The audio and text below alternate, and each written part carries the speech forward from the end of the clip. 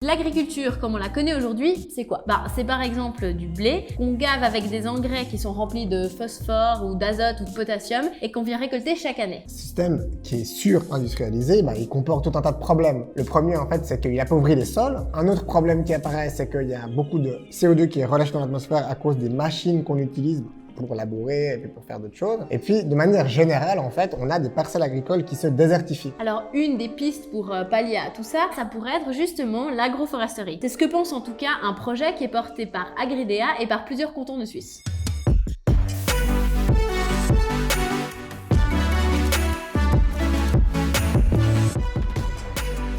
Salut, moi c'est Juliette. Salut, moi c'est Thomas. Et on travaille dans une fondation qui s'appelle Zoein. Avec Ma Planète, on avait envie de vous proposer un projet qui nous tient à cœur. Alors chaque mois, on va aller chercher dans l'action environnementale et on va choisir un thème qu'on va décrypter pour concrètement, c'est quoi cette agroforesterie? L'agroforesterie, c'est le fait de faire pousser des arbres au milieu des champs. Et les arbres que tu fais pousser, ça peut être pour le bois, ou alors ça peut être des arbres fruitiers que tu fais pousser pour les fruits. On a eu envie d'aller voir ça de plus près sur le terrain et du coup on s'est rendu au domaine du Bugnonnet à Lully pour voir Quentin Morel et Julien Duc qui sont les agriculteurs. Et pour avoir un complément d'information, on a invité un scientifique, Ernst Zürcher. Mais qu'est-ce qui motive ces agriculteurs à faire de l'agroforesterie? C'était de pouvoir apporter quelque chose à la nature, à nos terres, de manière à ce qu'elles continuent à être fertiles et puis que nous on puisse continuer aussi à en vivre.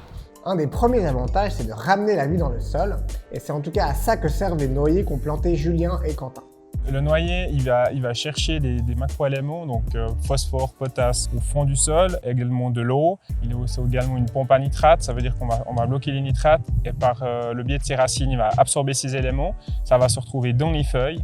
Et puis les feuilles, à l'automne, fanées, on va dire, on ne peut pas expliquer ça différemment, tomber au sol. Et puis par ce biais-là, on va ramener ces éléments dans la partie superficielle du sol, dans laquelle on va créer de la matière organique grâce à ces feuilles et puis réapporter ces éléments qui ont été enfouis profondément. Et c'est là qu'on retrouve notre histoire d'amour entre la betterave à sucre et le noyer. Parce que la betterave, elle vit juste en dessous du noyer, qui nourrit la terre pour lui amener tous les éléments dont elle a besoin pour vivre sa meilleure vie. Voilà, on se trouve ici dans notre champ de betterave à sucre.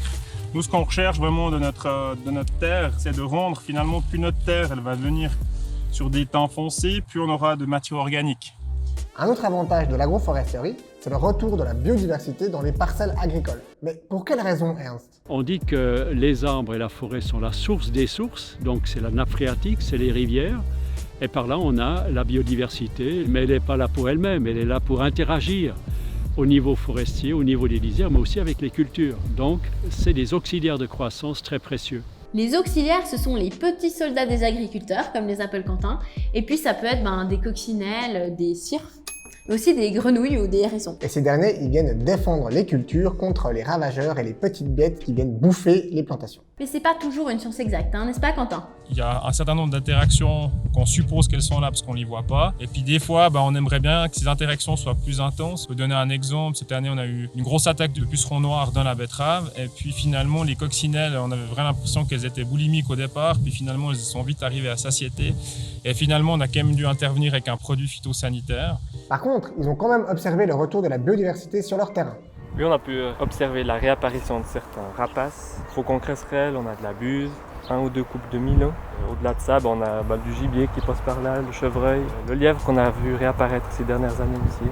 Au niveau global, quelque chose d'intéressant qu'on attribue aussi aux arbres, c'est le fait de capter du CO2 dans l'atmosphère par un processus qu'on est tous censés connaître depuis l'école, la photosynthèse. La photosynthèse a besoin d'eau qui vient du sol, amenée par le tronc, a besoin de lumière du soleil et a besoin de dioxyde de carbone qui est prise dans l'air, en partie aussi dans le sol. Le sol dégage du carbone. Et ça permet de faire de la biomasse. Donc tout ce dioxyde de carbone capturé dans l'air pour faire de la biomasse, c'est ce qu'on appelle la séquestration. Mais si tous les végétaux ils font la photosynthèse, pourquoi est-ce qu'il vaut mieux planter des arbres plutôt que des patates ou encore du blé? Il faut savoir que les arbres utilisent l'eau de manière très efficace. Il leur faut 300 litres d'eau pour faire 1 kg de biomasse. Donc avec de l'eau à disposition, mettre en place des arbres permet de faire beaucoup plus de biomasse. Et maintenant, cette biomasse capture du dioxyde de carbone. Il y a pratiquement 1,8 tonnes de CO2 par tonne de bois qui sont séquestrés de cette manière.